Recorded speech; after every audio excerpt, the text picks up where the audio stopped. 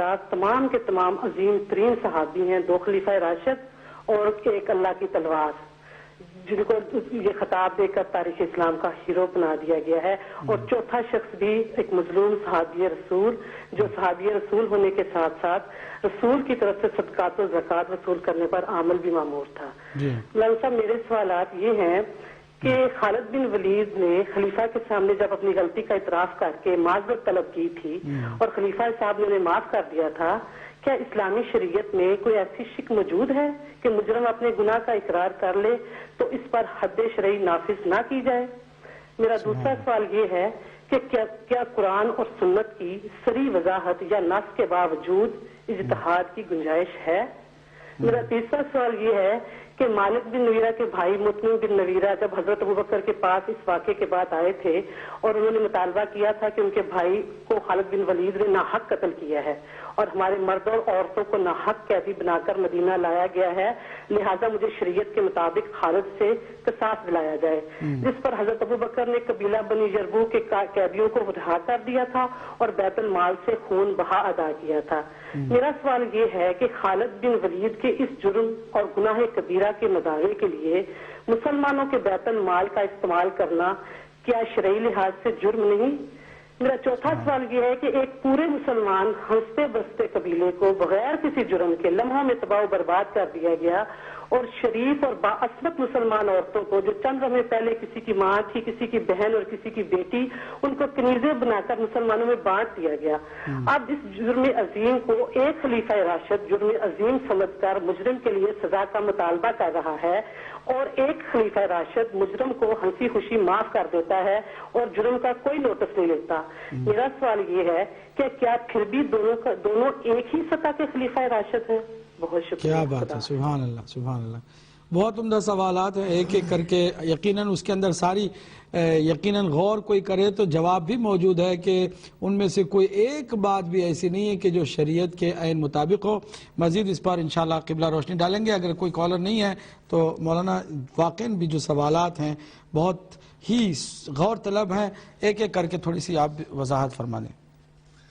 دیکھیں جہاں سے بہت ہی علمی اور فکری کوشچن تھے وہ اس پہ یعنی توجیحات جہاں تک تعلق ہے نا، توجیحات ویسے اس کی کر دینا یہ تو کسی کا کوئی اختیار بھی نہیں ہے. بیت المال کا کب استعمال ہوگا، بلکہ اس پہ تو جو ہے نا وہ اسلامی حد جاری کرنی چاہیے تھی. اور ایسے شخص میں کہتا ہوں کہ جو حضرت عمر نے فرمایا تھا وہ بالکل ٹھیک ہے. ایسے شخص کی جو سزا ہے وہ رجم تھی، اس سے سنسار کیا جاتا. اور اس کے سلسلے میں جو اجتہادی غلطی کہہ کر اس کو اسلامی شریعت کو جو کوشش کی گئی ہے کہ وہ کیا جائے، اس کا یعنی خود اسلامی شریعت کو ڈیگریڈ کرنے کی کوشش کی گئی ہے.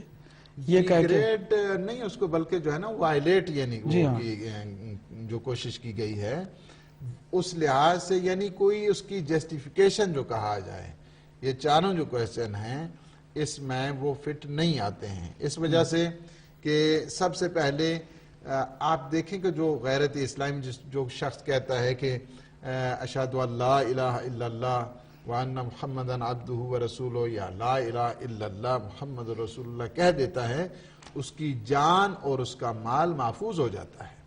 یعنی اگر کوئی شخص کسی حکومت کو یعنی زکوٰۃ نہیں دیتا ہے تو اس کا مطلب یہ نہیں ہے کہ وہ منکر زکوٰۃ ہے.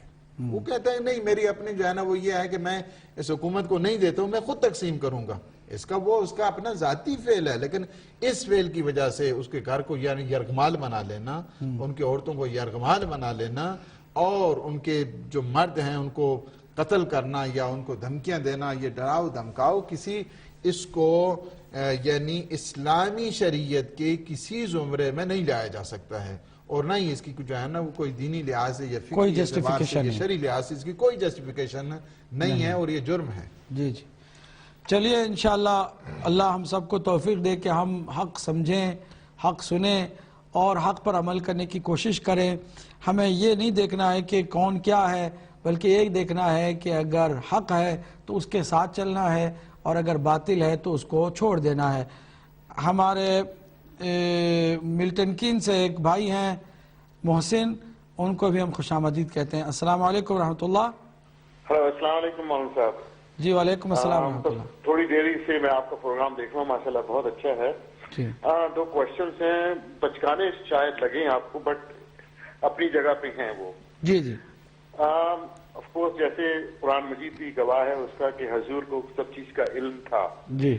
جب حضور کو علم تھا یعنی کہ اس کا بھی علم تھا کہ میرے بعد کون سا انسان کیا کرے گا. جی جی. تو حضور نے ان کو پہلے اعلان کیوں نہیں روکا کہ جی ان کو آپ تم خلیفہ نہیں بنانا. یہ کوشچن ایک اٹھتا ہے، اس کے بارے میں آپ پلیز فرمائیے. ٹھیک ہے. بس یہی تھا، پھر دوبارہ انشاءاللہ. بہت بہت شکریہ آپ کا محسن صاحب لوٹن سے، وہ ملٹن کین سے آپ بول رہے تھے. اچھا سوال ہے، کئی بار اس کو پوچھا بھی گیا ہے اور ہم نے کئی بار اس کا جواب بھی دیا. مختصر جواب صرف اس کا یہی ہے کہ بابا علم تو ہوتا ہے لیکن جب تک انسان جرم نہیں کرتا اس وقت تک اس کو سزا بھی نہیں دی جا سکتی. شریعت محمدی صلی اللہ علیہ وآلہ وسلم کا دار و مدار ظہور پر ہے، ظاہر پر ہے. اگر کوئی انسان گناہ کرنے والا ہوتا ہے تو اس کو گناہ کرنے سے پہلے سزا نہیں دی جا سکتی. چنانچہ حضور کے سامنے تو یہ بالکل ٹھیک ٹھاک تھے اور حضور کو معلوم تھا، یقیناً معلوم تھا، لیکن معلوم ہونے کی وجہ سے، اپنے علم کی وجہ سے کسی پر بغیر جرم کے سزا دیتے اور اس کو کسی طرح نکالتے یا اس کے ساتھ کوئی زیادتی ہوتی تو پوری دنیا یہ لکھتی کہ بے جرم و خطا کسی ایک اپنے ساتھی کا رسول اللہ نے قتل کروا دیا. یا عالمین کے لیے رحمت بھیجے جانے والے ایسے نبی نے بغیر کسی جرم اور بغیر کسی گناہ کے اپنی بزم سے کسی کو نکال دیا. یہ جو الزام آتا وہ الزام اس جرم سے زیادہ خطرناک ہے جو جرم بعد میں ہو گیا. اس لیے میرے بھائی ظاہر پر دلالت کرتے ہیں. مولا علی کو بھی معلوم تھا کہ ابن ملجم قاتل ہے میرا، لیکن اس کو جب وہ آتا تھا کبھی اسے سزا نہیں دیتے تھے کہ تم جو ہے میرے قاتل بننے والے ہو لہٰذا میں تمہیں سزا دیتا ہوں یا تمہیں قتل کر دیتا ہوں. نہیں، بلکہ ایک دفعہ تو خود وہ آ کر کے کہنے لگا کہ مجھے پتا چلا ہے کہ آپ کو معلوم ہے کہ میں آپ کا قاتل ہوں. کہا ہاں. کہا تو پھر آپ یہ لیجئے تلوار، میرے سر کو تن سے جدا کر دیجئے. مولا علی نے مسکرا کے کہا تقدیر میں یہ نہیں لکھا ہے کہ میں تمہارا قاتل ہوں، بلکہ لکھا یہ کہ تم میرے قاتل بننے والے ہو. اگر میں آج تمہیں مار دوں گا تو قاتل میں ٹھہروں گا نا، قاتل میں نہیں ہوں بلکہ تم ہو. لہٰذا علم جو ہے وہ خدا کو بھی علم ہے، ہر بندے کا کیا گناہ ہے، کیا کرنے والا ہے، وہ علم رکھتا ہے، لیکن گناہ سے پہلے کبھی سزا نہیں دیتا. نہ رسول اللہ کے علم میں جو بات آئی ہے اس کو اس علم کے بدولت کسی کو سزا دیں گے، نہ کوئی امام معصوم کبھی ایسا کرتا ہے، کیونکہ علم انسان کا صرف ان کی ذات کی حد تک کام دیتا ہے، لیکن اس کو سزا دینے کے لیے اس علم کا استعمال جائز نہیں ہے اور صحیح بھی نہیں ہے اور معقول بھی نہیں ہے، کیونکہ اس نے کوئی اس وقت تک گناہ نہیں کیا ہے. اگلے کالر کو بلکہ آخری کالر کو جو ہے شامل کرتے ہیں. جی السلام علیکم ورحمۃ اللہ. وعلیکم السلام. قبلہ مولانا عابد صاحب اور غلام حسن عدیل صاحب، جوہر قاضی فرام مینچسٹر سے بات کر رہا ہوں. جی فرمائیے. تو اگر مجھے آپ 2 منٹ دیں. جی بسم اللہ. میں ایک حدیث بیان کرنے لگا ہوں. حدیث نمبر 29 صفحہ 97 جلد اول صحیح بخاری سے. صحیح بخاری سے یہ حدیث ہے. عبد الرحمن بن مبارک، جماعت بن زید، ابو ایوب، یونس، انس بن قیس کہتے ہیں کہ جنگ صفین میں میں علی مرتضیٰ کی مدد کرنے چلا تو راستے میں ابو بکر مل گئے. انہوں نے پوچھا کہاں جانے کا ارادہ ہے؟ میں نے کہا علی مرتضیٰ کی مدد کرنے چلا ہوں. انہوں نے کہا واپس چلے جاؤ، اس لیے کہ میں رسول خدا صلی اللہ علیہ وسلم کو یہ فرماتے ہوئے سنا ہے کہ جب 2 مسلمان اپنی تلواروں کے ساتھ مقابلہ کریں تو قاتل مقتول دونوں دوست ہی ہیں. میں نے عرض کیا یا رسول اللہ قاتل کی تو سمجھ آتی ہے لیکن ایک مقتول کیسے؟ آپ فرمانے لگے، آپ نے فرمایا اس وجہ سے کہ وہ اپنے حریف کے قتل کا شاہد تھا، حالانکہ حریف مسلمان تھا. سوال یہ ہے کہ جب مسلمانوں کے متعلق یہ نظریہ ہے کہ وہ آپس میں اگر لڑیں یا قتل کریں تو وہ دوست ہی ہیں، جبکہ ایک صحابی نے دوسرے صحابی کو قتل کیا، جیسے کہ ابھی آپ نے مالک بن نویرہ کا قصہ سنایا. اس کے علاوہ خالد بن ولید نے فتح مکہ کے بعد رسول اکرم صلی اللہ علیہ وسلم نے تبلیغ کی غرض سے خالد بن ولید کو بھیجا. وہ ایک قبیلے کے پاس پہنچے، بنو جزیمہ. ابن عامر بن عبد مناف بن کنانہ ان سے کوئی پرانا جہالیت کا بدلہ لینا تھا، تو وہ کہنے لگے ہم مسلمان ہیں، تو اس کے باوجود تو خالد نے کہا کہ اچھا اگر مسلمان ہیں تو آپ ہتھیار کیوں باندھے ہوئے ہیں؟ تو ان سے ہتھیار رکھوا لیے گئے اور انہیں پھر رسیوں سے جکڑ دیا گیا اور بعد میں قتل کر دیا گیا۔ جی جی، بہت بہت شکریہ، بہت بہت شکریہ، اللہ آپ کو جزائے خیر دے۔ آپ کی خدمت میں بس ہم خلاصہ کر رہے ہیں، مولانا بھی اس کی تھوڑی سی وضاحت کر دیں گے۔ ایک جملہ میں سنا کر کے پھر مولانا کو انشاءاللہ گزارش کریں گے مولانا سے کہ وہ آپ کے سوال کا جواب دیں۔ میرے بھائی، اس حدیث میں جو کہ بخاری سے آپ نے پڑھی ہے، ایک بات پر آپ نے توجہ نہیں کی ہے، ایک آدمی نے اپنی طرف سے رسول اللہ کی حدیث اپنے دماغ اور اپنے خیال کے ساتھ سمجھی ہے۔ حدیث اپنی جگہ پر ہے لیکن اس کو غلط جگہ پر اس نے اپلائی کیا ہے۔ اگر کوئی جنگ جمل میں رسول اللہ کے حقیقی وارث وسیع مولا کائنات جو حق کے ساتھ ہیں اور حق علی کے ساتھ ہے، ان کی مدد کے لیے دوڑا ہے، چلا ہے، تو اس کا علی کے ساتھ جانا حق ہے، اس لیے کہ علی حق ہے، اور علی کے مقابل میں جو بھی آئے وہ باطل ہے۔ یہ ایک واضح، ایک اہم ترین درایت اور روایت کی روشنی میں واضح ترین بات ہے۔ اب اس بات کو اگر کوئی نہیں سمجھتا ہے اور دونوں کو ایک نگاہ سے دیکھتا ہے، علی کو بھی دوسروں کے ساتھ ملا کر کے ایک دو مسلمانوں کے درمیان کی جنگ سمجھتا ہے، تو وہ اس کی اپنی ایک غلط سوچ ہے۔ میرے بھائی، یہی تو مسئلہ ہے کہ ہم حدیث کو سمجھنے سے قاصر ہیں، اپنی طرف سے الگ نتیجہ نکال لیتے ہیں۔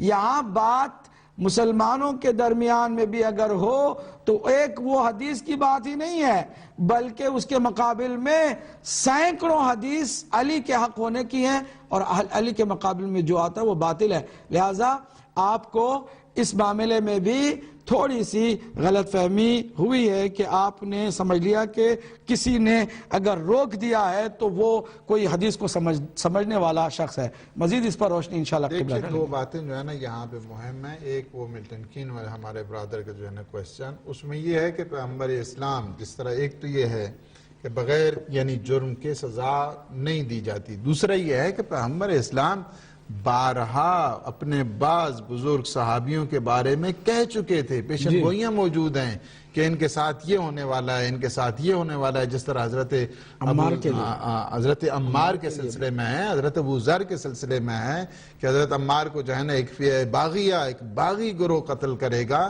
تو لوگوں کو یہی آنکھیں کھولنے کے لیے کافی ہے۔ یا حضرت ابو ذر کے سلسلے میں فرمایا کہ یہ تنہا ایک جگہ پہ یعنی اس طرح جو ہے وہ بے جرم و خطا، اسی طرح یہ دفن ہوگا وہاں پہ، یعنی یہ ساری چیزیں حضرت ابو ذر کے سلسلے میں بھی بتائی گئی ہیں کہ وہ ربضہ کے سلسلے میں لک و دک صحرا ہے، اور فرمایا کہ اس دوران بھی آپ کو گھبرانا نہیں ہے، وہاں کے اوپر علی ابن ابی طالب علیہ السلام پہنچے اور مدد کے لیے۔ اور جہاں تک ہے یہ حدیثیں، جو حدیث سازی کا ایک سلسلہ ہے، وہ بھی ایک نہایت، پیغمبر اسلام صلی اللہ علیہ وآلہ وسلم فرماتے ہیں جب بھی مسلمان کوئی مظلوم تمہیں ندا دے اور اس کی جو ندا پر نہیں پہنچتا ہے، لبیک نہیں کہتا ہے، اسے مسلمان نہیں کہا جائے گا۔ اور یہ بھی ہے کہ جہاں جہاں پہ ظلم ہوا، ظلم کے خلاف تم بات کرو، کونا للظالم خصما وللمظلوم عونا، ہمیشہ ظلم کے خلاف احتجاج کرنا ہے، مظلوم کا ساتھ دینا ہے۔ دونوں فریق جب محارب ہوں، ان میں سے ایک ظالم ہوتا ہے، ایک مظلوم، جہاں جہاں پہ مظلوم ہے اس کی حمایت کرنی ہے۔ اور یہ بھی بتا دیا ستکون فتنۃ من بعدی، میرے بعد فتنوں کی آگ بھڑکے گی، فالزموا علی ابن ابی طالب، ایسے فتنوں کی جب آگ بھڑکے تو وہاں پہ تمہارا دامن علی ابن ابی طالب، یعنی تم دامن علی ابن ابی طالب کو پکڑ لو، فتنوں کی آگ سے اپنے آپ کو بچا لو گے۔ یہ بہت مہم چیز ہے کہ جس کی طرف بتا دیا، اور یہ بھی بتا دی کہ الحق مال علی و علی مال حق، حق علی کے ساتھ ہے اور علی حق کے ساتھ ہے، پروردگار حق کو ادھر پھیر دے جدھر علی ابن ابی طالب ہوں۔ تو یہ سارے معیار تو پیغمبر اسلام بتا کے گئے ہیں، بات جو ہے نا فقط توڑ مروڑ کر جو ہے نا وہ یا مثلا مکس کر کے ڈائلوٹ کر کے ایک مسئلے کو بیان، یا مثلا بعض